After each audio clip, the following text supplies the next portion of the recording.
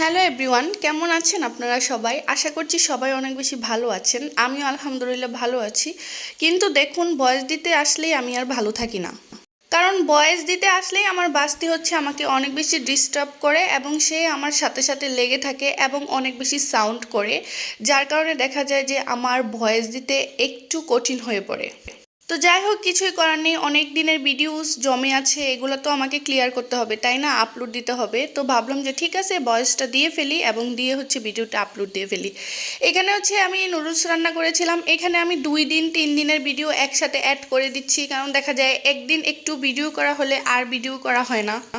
তো এইভাবেই একদিন 2 দিন 3 দিনের ভিডিও জমাতে জমাতে দেখা যায় যে আমার স্টোরেজ একদম ফুল হয়ে গেছে। তো এই আর কি, আমি হচ্ছে যখন ভিডিওটা এডিট করি, ভয়েস দেওয়ার পর যখন আমি এটাকে সেভ করার ট্রাই করি, তখন আর এটাকে সেভ করতে পারি না because of my full storage. তো তখন আবার আমাকে আগের যে ভিডিওসগুলো আছে, পিকচার্সগুলো আছে, ওইগুলোকে আবার ডিলিট করা লাগে। তো যাই হোক, এখানে হচ্ছে আমি একটু নুডলস রান্না করে নিলাম।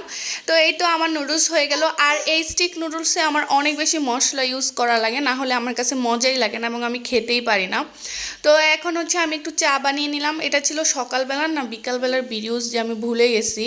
মানে দেখে কি মনে হচ্ছে সকালবেলা না বিকালবেলা? তো যাই হোক, তো রাতের বেলা আমি একটা কেক নিয়ে আসছিলাম। এখানে আমার 3জন বাস্তি নামে লিখে দিয়েছিলাম, আরিশা, আরিন, আদিবা। কারণ একজনের নাম লিখলে হচ্ছে রাগ করবে আরেকজন, আর এটা হচ্ছে কারুরই বার্থডে কেক ছিল না, এমনিতেই হচ্ছে বাসায় খাওয়ার জন্য আনছিলাম। তো যেহেতু এটা কারুরই বার্থডে ছিল না, তো ভাবলাম যে 3জনের নামই লিখে দেই। আর বাসায় এসে দেখি যে পায়েস রান্না করা হয়েছে। তো কারুর তো বার্থডে ছিল না, তাহলে মিলে গেল কিভাবে? বার্থডেতে তো তো পায়েস রান্না করা হয়। তো ওই দিন দেখলাম যে বাসায় পায়েসও রান্না করা হয়েছে। তো আমি আমার বাস্তিদেরকে বললাম আজকে তোমাদের 3জনেরই বার্থডে। তো যাই হোক, পায়েসটা কিন্তু অনেক বেশি মজা হয়েছিল, অনেক বেশি দুধ দিয়ে রান্না করা হয়েছিল। আর পায়েসে বা হচ্ছে শ্যামাই, ফিরনি, এগুলোতে যত মানে লিকুইড মিল্ক ইউজ করা হয় ততই কিন্তু মজা হয়। কিন্তু একটা বিষয় হচ্ছে, এই ধরনের মিষ্টি খাবারে অতিরিক্ত চিনি দিলে আমি খাবারটা আর খেতে পারি না। কারণ দেখা যায় যে আমি মিষ্টি খাবার পছন্দ করলেও কড়া মিষ্টি আমি একদমই খেতে পারি না, আমার মুখ ফিরে আসে। তো যাই হোক, এটা হচ্ছে আবার পরের দিন সকালবেলার ভিডিও। তো একটু হচ্ছে কেক ছিল ফ্রিজে, তো এখান থেকে আমি একটু কেক খেয়ে নিলাম ঘুম থেকে উঠেই। তারপরে আমার অনেকগুলো কাপড় চোপড় জমেছিল। এই কাপড় চোপড়ের যন্ত্রণায় আর কিচ্ছু ভাল লাগে না।